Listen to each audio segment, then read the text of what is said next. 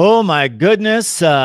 Big time doings at the Cotton Bowl. Kyler Murray and Oklahoma with their last gasp, 3 seconds left, throwing the ball all over the field, and it's probably not going to work, although they're keeping it alive.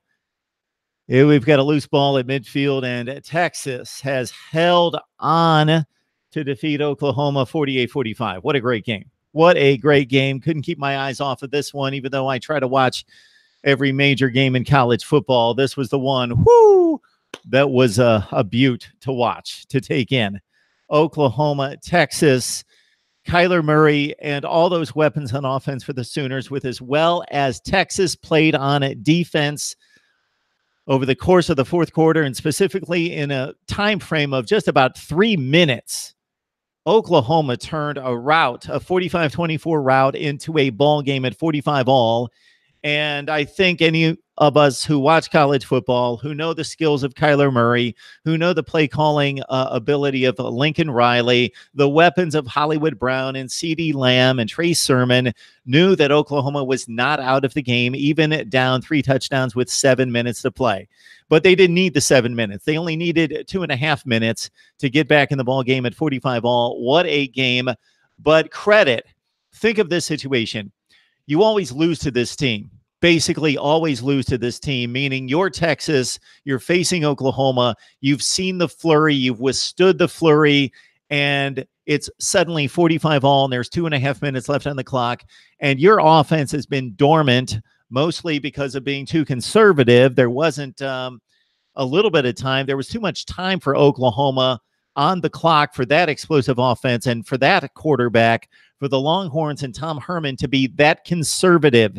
But they were, and it put them in a bind at 45, at 2.5 minutes left. So think about the pressure on Sam Ehlinger and the Texas Longhorns, considering the history, considering the rivalry, considering what had just transpired over the past few minutes in blowing a 21-point lead and being known for blowing games and blowing these type of opportunities. Sam Ehlinger led them down the field, was helped out by a pass interference call down the left sideline, in which it was a good call, but it was also an unnecessary play by the defensive back. But that really got the drive jump-started, and it was Ehlinger running, designed running plays, also running on his own, and that was the story of the game. Once Texas got rolling on offense, it was Ehlinger playing a near-flawless game, and he has emerged as a top-level quarterback. It has taken about 3 or 4 weeks here for him to develop what we saw most of last season, where he was a running quarterback, a spirited guy, an inspirational leader, a guy that motivated people, a guy that played with fire, but threw ill-advised passes, didn't show the polish on his throws that needed to be to compete in this conference for a championship. But Sam Ehlinger played remarkable football in this one as both a thrower and a runner and a leader in this one, scoring a total of 5 touchdowns. Another key to this game were the 2 Texas wide receivers, Colin Johnson, Lil Jordan Humphrey. One of the main reasons why I picked Texas to win this game. They went out there and they manhandled the coverage of the Oklahoma secondary.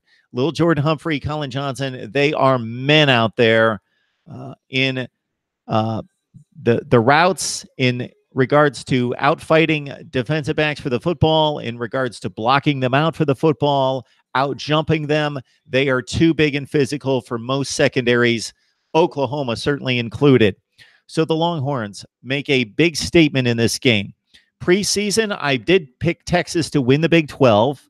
I didn't necessarily pick it like this. I thought they'd lose to Oklahoma in the regular season, come back as a second-place team, and upset the Sooners in the Big 12 championship game. There's plenty of football left to be played. We'll see how it plays out. Many games in which Texas could lose down the stretch, of course. This is a flawed football team that still doesn't have a powerful running game from its running backs, but defensively they're very strong, and this one played out in Texas's favor, as I imagined would need to be played out for them to win, and that's that they were the more physical team, both offensively and on the defensive side, the more physical team. And the offensive line played its best game in a lot of games, in a couple years, in maybe many years. The offensive line for Texas did what it needed to do, protecting Ellinger on the passing side and creating enough running room for him to take off, pick the lane, and do what he does best. Cameron Dicker, freshman kicker for the Texas Longhorns, converts from 41 yards out to complete the win, 48-45, a huge win for Texas. They have now defeated USC, TCU, and Oklahoma. It's quite a resume for the Texas Longhorns, despite the opening game loss against Maryland and some of those other teams, TCU and USC in particular, being a bit down. Still impressive resume for Texas. Oklahoma still has everything to play for in trying to get back to a Big 12 championship game, but this is a bump in the road for them. They need to be flawless, most likely, the rest of the way. I will check out the live chat as we prepare for the 3:30 games that are just kicking off. LSU, Florida, and Miami, Florida State in particular. I'm not going to stay on here long. I want to catch the ball games, of course, and allow you to do the same. But I will take any calls momentarily. 860-325-3687. That's 860-325-3687. And also, I will check out the live chat.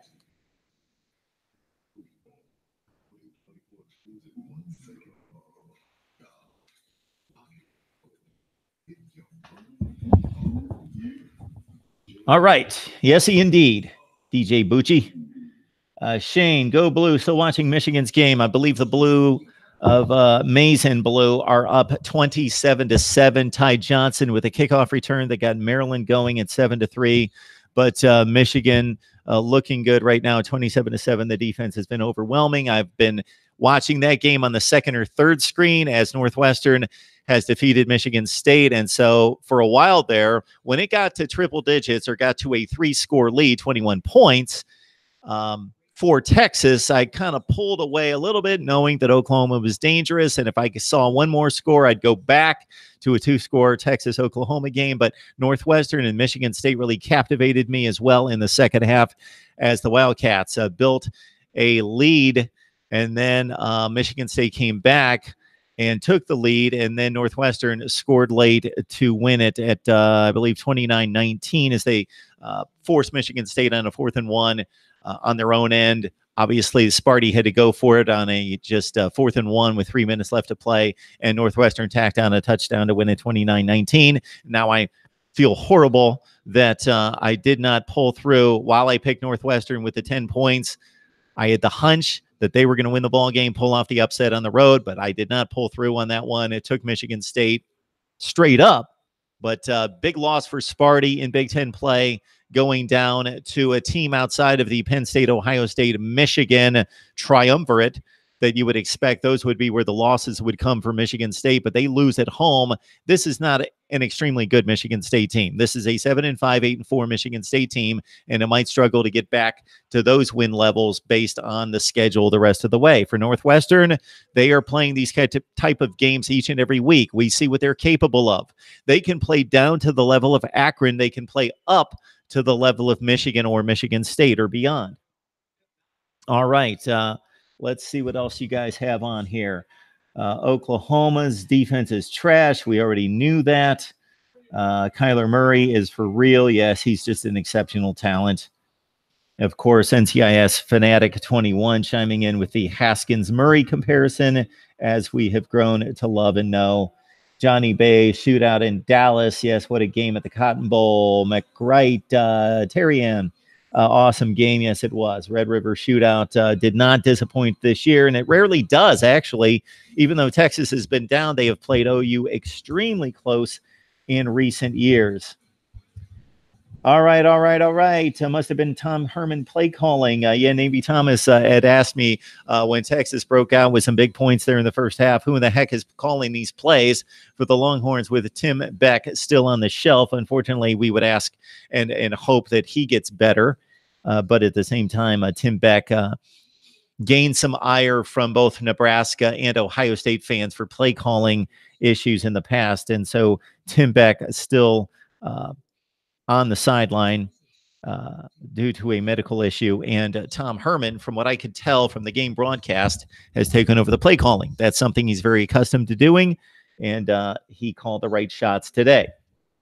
Bobby Hunter, this is the first time I've seen you on Mark Rogers TV. Welcome to the voice of college football. Haskins didn't struggle. The whole offense did. He put the ball on the money time and time again. Of course, we're diverting to Ohio State, of course, taking on Indiana in a few minutes. But this is about Oklahoma, Texas. It's about North Carolina State holding off BC in a game that was very much under the radar. But I liked BC in an upset spot. They did cover the 6.5 points. But North Carolina State wins it. They hold off a BC rally. NC State led it 28-3. They survived 28-23. We talked about Northwestern winning 29-19 after they tacked on a touchdown. Alabama, can you help me out here? We know that your games are scrimmages, but can you cover the freaking points? And they give up a touchdown with 13 seconds left to play. Alabama's up 65-24. They're up by 41 points. They're a 35-point favorite. What do? They give up a touchdown with 13 seconds left, and they only win by 34. So for the third consecutive week, Alabama was playing a scrimmage, but they gave up too many points and gave up a touchdown late to not cover. So Alabama may be the national championship this season, but they will not win the against the points national championship this season. Mark, you asked me when Alabama was going to have that game where they overslept. This was it. This was it, really? This was it against Arkansas? It's hard to tell against the Hogs. They're so awful. It's hard to tell. It's impossible to tell. Alabama won by 34. It was impossible to tell that this was the game that they slept-walked. Not that I watched much. Why would anyone watch Alabama unless they are an ardent Tide fan with all this other action going on? 3 or 4 tremendous games at noon and more to come at 3:30 LSU, Florida. That's the game that I've got to watch, LSU and Florida in particular. Miami, Florida State, hope that's a good one. And then a few others, including Minnesota and Iowa in the Big Ten, a big game for Iowa to try to stay close with Wisconsin. West Virginia, Kansas. Kansas played some good defense against Will Grier and company today. I caught about 8 or 10 plays, and every time I did, it appeared as though the Jayhawks actually have built a team that actually can go out there and participate in the game. They actually block people, they hit people, they tackle. It's not like playing against air anymore when you play Kansas. They at least provide a resistance, and it was a decent game. West Virginia was really never in doubt of a win, but they didn't run away, and it wasn't the 62-3 Kansas type of game that we've seen from the past. So maybe David Beatty, despite not most likely winning games in the Big 12, is staying close, and the team looks remarkably better than they have in the last decade. And so Kansas, yes, has fielded a football team here in 2018, and to date, Rutgers still has not. Of course, Kansas beat them by 41 points. All right, I will take a call, 860-325-3687. I'll give it a couple minutes here. And if not, I'm off to LSU, Miami, LSU, Florida, Miami, Florida State, Iowa, Minnesota.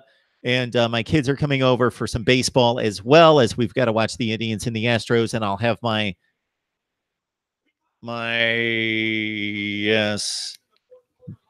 these 2 backup screens going, as well as obviously during commercials. I appreciate you jumping on board here to Mark Rogers TV, the voice of college football.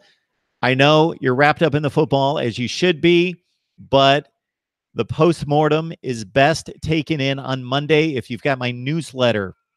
So send your email to mine. Send your email address to MarkRogersTV@gmail. MarkRogersTV@gmail will get you the newsletter every Monday, the voice of college football. Do your shopping at Amazon. Grab the link. It's in the description section below of any of the videos. All right. My predictions, I'm not going to get into them. It's an early start here. I've had some break for me, against me. You know what the deal is. If you throw a buck or two on games, you can't get too uptight about it. All right. Again, Texas wins a key game in the Big 12 over Oklahoma 48-45. They're in play in the national race, and really the Big 12 is what matters right now for these 2 teams. Ohio State and Indiana, I like the Hoosiers covering 26.5. Anything that you guys have left? Johnny Bay, sorry. It's football, baseball in my household, and obviously a college football Saturday takes precedence over anything. But when it's my Indians and the kids, it's tough. It is tough because LSU, Florida, Miami, Florida State, Minnesota, Iowa, and probably other games at 3:30 that I'm forgetting. Maybe Wake gives Clemson a game. I hope not. Yes, it's tough to focus at 3:30 here today with the Tribe and the Astros at 4:30, Ohio State, Indiana at 4 as well on Fox. All right, everyone.